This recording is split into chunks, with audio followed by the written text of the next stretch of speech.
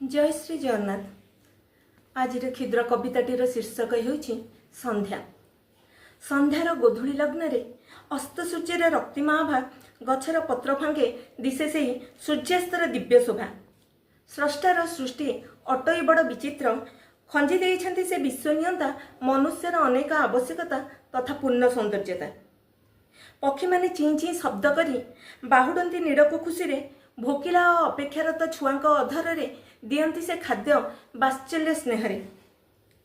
दूर से ही गहन बनरू शुभे हिंस्र पशु मानकर रड़ी रात्रर आगमने करती से विचरण प्रफुल्ल तथा निर्भय चित्तरे आनंदर जुआर चले सेठी तांकरी राजत्व नथाए का मने द्विधा करती से विश्राम कटाती तांक दिवसर पथक्लांति सदा। जय श्री जगन्नाथ।